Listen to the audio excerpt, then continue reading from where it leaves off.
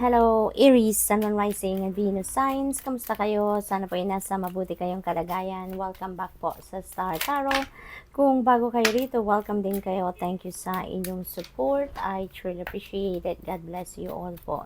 Tingnan natin ang mga mensahe ni Aries. Paunang mensahe ninyo ay play. Among the grass and wild violets lie undisturbed little secrets to uncover. Aries, maaaring ang iba sa inyo dito matagal-tagal ng panahon na hindi man lang nakakapagpahinga, hindi man lang kayo nakakapag-unwind, no? Kaya inimbitahan kayo sa ngayon to at least, embrace your inner child, no? Mag-play naman kayo, mag-unwind naman kayo, mag-relax naman kayo, okay?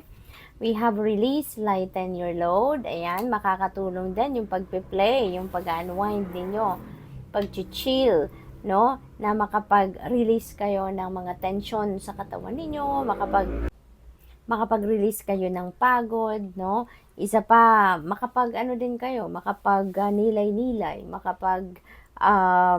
makapag-isip-isip kayo, 'di ba? At ma-figure out ninyo kung ano yung mga hindi na ninyo kailangan sa buhay.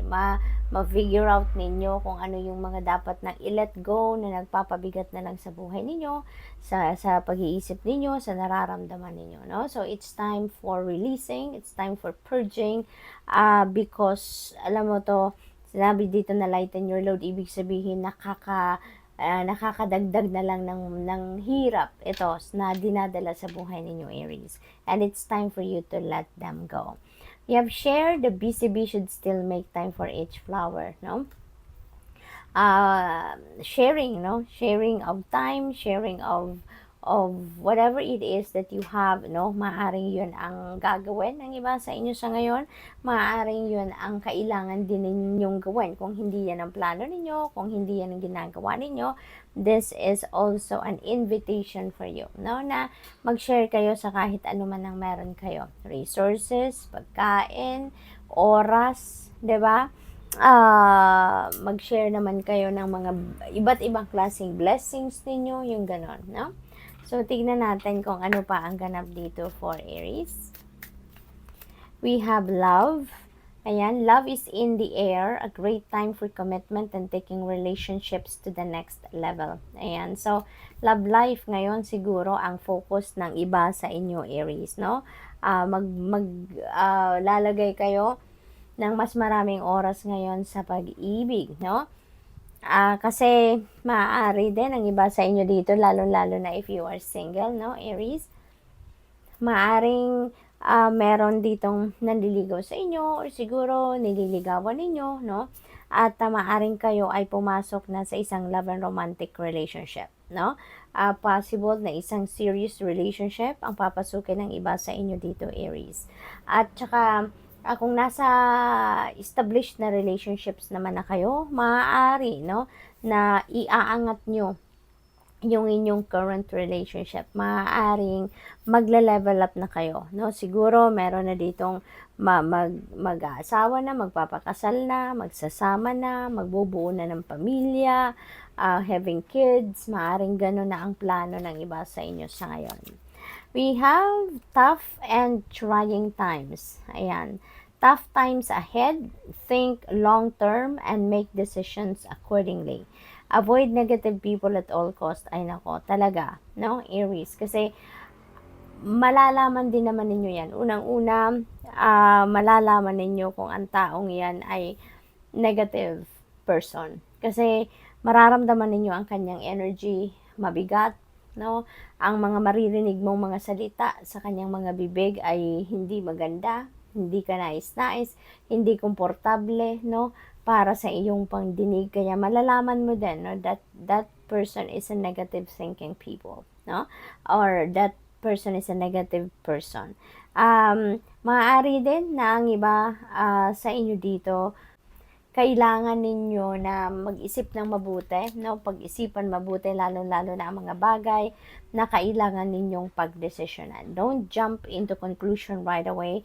Pag-aralan nyo muna, pag-isipan ninyo muna, no? Kung ano ang dapat ninyong gawin, okay? Para maiwasan ninyo ang mga challenges, no? So, tignan natin kung ano pa ang ganap. Merong nalaglag dito na dalawa. Ayan, so opportunities.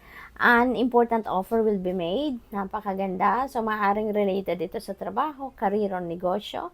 Be prepared and dressed to impress. Ayan, so most likely work or career related ito ng opportunity. So, good luck to that.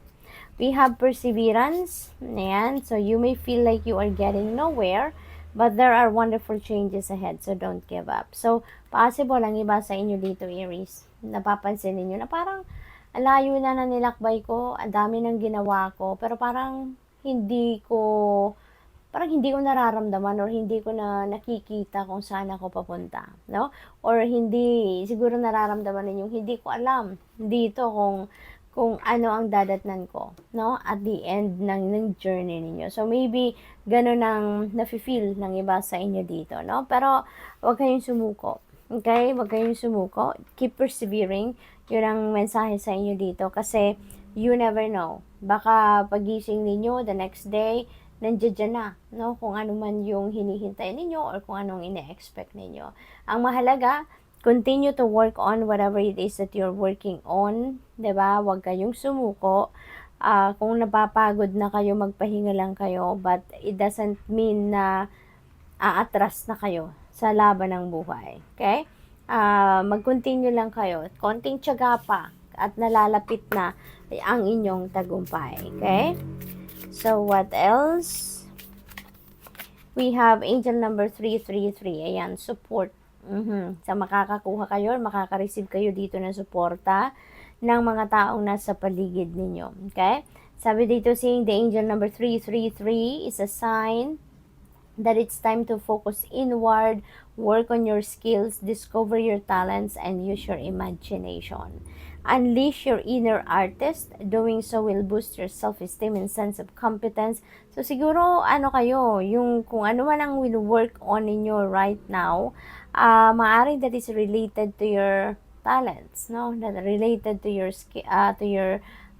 gifts. It does wonders for your sense of purpose and contributes to your community. So most likely, along those lines, no, yung yung gusto ninyong pagtagumpayan dito. Maaring trabaho talaga or career related dito at ito ay related doon sa iyong mga talents, skills, and gifts na inyong ginagawa. So what else? We have 1313. Starting fresh, merong new beginning dito na magaganap. Isa na dito, no, yung love and romantic relationship. Tsaka meron dito mga opportunities, hindi ba? Kaya most likely meron talaga kayong sisimulang bago. Sabi dito, step out of your comfort zone. You are about to create something meaningful. All your skills and talents will bring you auspicious profits. So bring up your confidence and trust in your decisions. So good luck. Thank you for watching Love and Light. Namaste.